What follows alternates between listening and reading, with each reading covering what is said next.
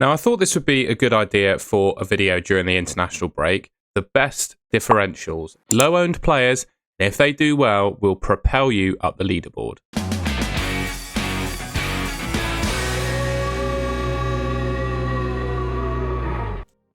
All right, I thought it would be nice to give you a player in each position for this video. So I'm going to start off with who I think is probably the best differential-ish goalkeeper. I personally class a differential as a player that's owned by less than 10% of the game. So all of the players you're going to see in this video are lower than 10% owned. We've got Nick Pope here, and I think outside of David Raya, he's probably the next best goalkeeper in my mind. He's slightly cheaper at 5.1. I think Raya may be 5.6, 5.7 now. And the Newcastle defence, well, they've conceded just 5 goals in 7 games and kept 5 clean sheets. 5 clean sheets in 7 games. I've only conceded in 2 games. Obviously 5 in those 2, but yeah. You look at the fixtures they've got, right? Brighton, Fulham, West Ham, Brentford in their next 4. Based on the fact they've kept 5 clean sheets in 7 games, that's, I think, a pretty good set of fixtures. And he's not too bad for saves either. I don't think Nick Pope is ever going to light the world up, particularly with how well Newcastle performing defensively in terms of saves, but he's averaging 2.71 per 90, so he's not exactly a keeper that's not going to get saves bonus at all. Probably going to get it fairly rarely, but the next 4 fixtures that Newcastle have got, yeah, I really like him. I think he's a really decent alternative to David Raya for a cheaper price. All right, I just wanted to quickly say before we go any further that all of the stats and data you're seeing next to the players in this video comes from Fantasy Football Hub. If you want to sign up to Fantasy Football Hub, you can use the link at the top of the description below to get yourself 50% off. And if you don't win your mini league, tell Fantasy Football Hub at the end of the season and they'll give you your money back. All right, the next differential then, another one that comes from Newcastle. I think if we're talking about Newcastle as being a strong defence, I think it makes sense to talk about a Newcastle defender in this video. Big Dan Burn, 5.1 million. Same, obviously, clean sheets as Nick Pope has kept 5 from 7 games. He's 8.2% owned. And I think Newcastle have kept 5 clean sheets in 7 games, and their defence has not been in disarray, but they've had a fair few injuries, particularly at centre-back, to deal with. So it's been impressive that they've done it. And I think Dan Burn, he's only got 1 assist so far this season. I think he's probably underperforming in terms of attacking returns compared to the threat that he offers from set pieces.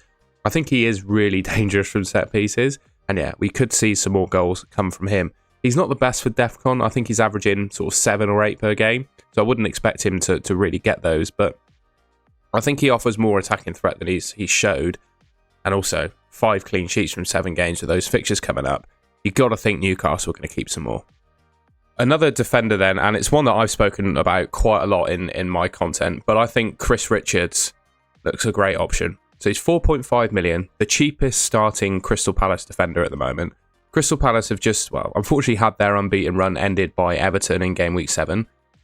They were 18 games unbeaten, I think, which, if a team goes 18 games unbeaten, I think that suggests that they've got a pretty solid defence, right? Lacroix, Gahey and Richards as that back 3, I mean, I think is pretty solid. He's 3.1% owned, so he's far less than even close to being 10% owned. And in addition to how strong I think Palace will be defensively and are defensively, he is really good for defensive contribution points as well. So if you see here, he's only missed it on 3 occasions. So he hit it 4 out of 7 times, but he's averaging 10.43 DEFCON per game. I just think he's one of the best defenders in the game for hitting DEFCON points. Even when he's not hit it, I mean, the Sunderland at home is a different case, I suppose. They were less for them to do in that game, I suppose. But even Forest and Chelsea, they were, it was 2 off the cut-off point. And the rest of the games, he absolutely smashed it. Well, most of them he did. Liverpool, Villa, he got 3 over, and then West Ham, he got 17. Yeah, I think DEFCON numbers plus defensive quality of Crystal Palace, 4.5 million, the cheapest of the 3. I think Chris Richards is a decent differential. Moving on to some midfielders then, and I might get a bit of stick for this one because you look at Anthony Gordon's stats this season so far and he's not done anything from an attacking point of view, but I just think Anthony Gordon is a good player and will come good. And I look at those upcoming Newcastle fixtures and I think, wow, they're pretty decent. Brighton, Fulham, West Ham, Brentford in their next 4. It's a good set of fixtures, isn't it? And then Man City, I know it's Man City, but at St James's Park, I always feel like Newcastle can get a result against anyone. So as long as the tough fixtures are at home, I still back these players. And yeah, I think Gordon could be really good. Yes, he hasn't scored yet, but I think even though Voltemada signed and took the last penalty, I think Gordon will still be the penalty taker for Newcastle in the obviously the absence now of Isak. He's 7.4 million, and he's a bit of a teacher's pet for Eddie Howe, isn't he, Anthony Gordon? He just plays every game that he's fit for. Eddie Howe obviously really likes him. He puts in the work defensively as well. I know he hasn't done anything from an attacking point of view, but I do expect that to change. And at 2.4% owned, I think you could take on some other players that are highly owned in the game with someone like Gordon. I think you could also do that with someone like Ismaila Sarr as well. If I were to pick between the two right now based on form, I think you have to go Ismaila Sarr.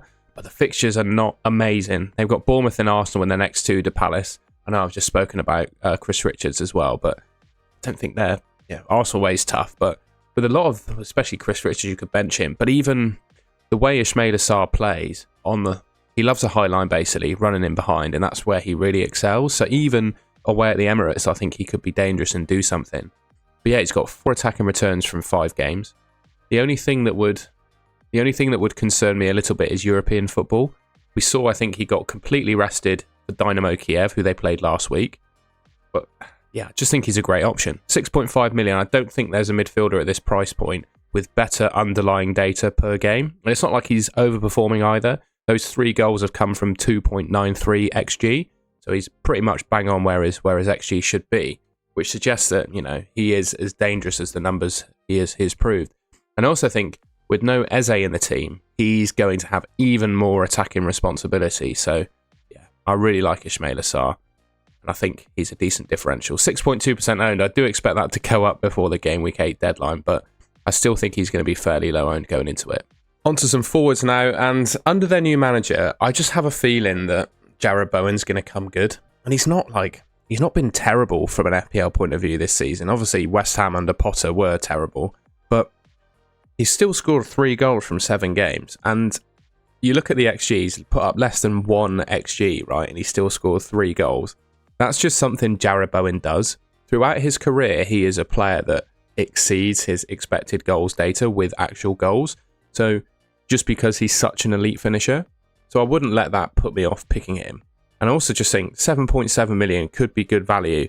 And I do think he's going to be away with England, I think, isn't he? But with the international break and whatever, I do think it's gonna help Nuno and get more out of Jarrod Bowen. 7.1% owned, so he's well over that 10% differential cutoff. I just think he's going to come good under the new manager. I think West Ham are going to improve under Nuno. And I think if they play a style of football that's similar, obviously it will be tailored to West Ham, but somewhat similar to what Forest played under Nuno, I think Jarrod Bowen's going to excel and come good. So yeah, 7.1% owned at that price. I think he's a really decent option. Another decent option, and he's a lot cheaper than Jarrod Bowen, is Igor Thiago of Brentford. 6.1 million, and he's only 3.3% owned in the game at the moment. And he scored 4 goals from 7 games. Now, correct me if I'm wrong, but I think he may have a chance of taking the next Brentford penalty. So in the first game of the season, Thiago took a penalty and scored it. That was when Kevin Schade was not on the pitch for Brentford. For some reason, he didn't start the first game of the season. Second game of the season, Schade started, but he missed his penalty. And I just have a feeling that Thiago could be the next penalty taker. And also, I don't know if anyone's watched him or Brentford this season, but he looks like an absolute savage finisher. Like, his finishing is really good. Some of the goals he scored against Man United were pretty solid. He is outperforming his XG, but the reason I said that is because I don't think it's something to worry about. I think he is a really clinical finisher. And the fixtures they've got coming up, they're not amazing, but I always find Brentford really do punch above their weights, particularly against the top teams. And he's 6.1 million, right? So if there's a game week where you don't particularly fancy starting him, at that price, I don't think it's the end of the world if you need to bench him. So yeah, a striker at this price point with a goal in more than half of his games at 3.3% owned, I think he's a pretty good differential and of course of really good value. Now, I had to talk about Voltemada. He's gotten off to a really strong start for Newcastle. I wouldn't get too carried away about his penalty that he took in Game Week 7, though, because he took it when he wasn't on the pitch. I've just spoken about Anthony Gordon as an option. I do think Gordon is still the #1 Newcastle penalty taker. But even if Voltemada's not on penalties, he looks so dangerous, doesn't he? His size from crosses, his finishings look really clinical. He's good with his feet. 7.2 million for the current starting Newcastle striker is really good value. And also, from what I gather, Wissa, he's going to be out for a fair bit longer. So as far as I'm concerned, Voltemada's got himself a fairly clear run in the starting 11 for Newcastle.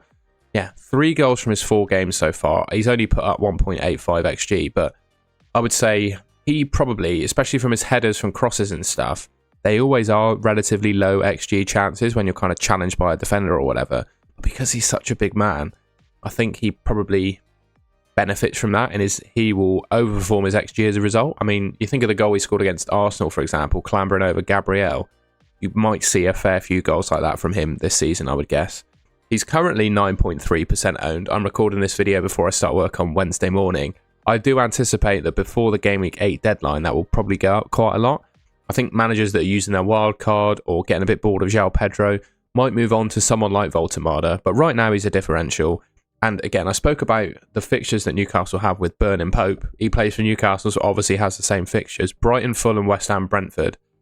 It's a good set of fixtures, and he's playing really well. I think he could be a really good differential. And then one final player. This is a similar sort of story to Gordon, really. I'm trying to promote a player that's done nothing in terms of an attacking point of view this season. But I think Strand Larsen, he's had difficulties with injuries since the start of the season. I think having a full international break to rest up and recover will serve him well. Yes, he's done nothing so far, but I just think he ticks all the boxes that you want in a good FPL asset. He'll play every game that he's fit for Wolves. I certainly believe that. Probably for 90 minutes, and he takes penalties. So I think he could be a really good differential and a nice option. It's really hard, I understand, to get over the hurdle that he's not done anything yet, but people were picking him in their teams, you know, going into the start of the season. And I don't think anything's like regressed with Strand Larsen. It's just been injuries. So if he was as popular as he was going into the season, people should consider him with that mindset, I think, now. I think getting over that injury, having the international break to rest and recover, he's going to be back hopefully 100% and ready to fire for Wolves. And I actually don't think those next 5 fixtures either, particularly the next 3, are that bad at all. All right, well, that's the end of the video. I hope you enjoyed that and found it useful. A little bit different for me to talk about differential options, but I think these players that I've spoken about, whilst they are low owned, I don't think they're necessarily risks. I think they're all going to play for their respective teams, get good minutes, and some of them even take penalties. So whilst these are low owned players, I don't think they're massive risks. So that's something I like to stand by in FPL. I don't like to take big risks in terms of minutes, but I think there's still ways you can pick low owned decent players in the game. So yeah, if you found it useful, leave a like rating. Let me know in the comments if I've missed anyone, any other hidden gems or differentials you want to point out, and let me know. And if you haven't already, subscribe to the Golden Goal channel. Should be just here on your screen. And yeah, thanks very much for watching. I'll see you in the next one.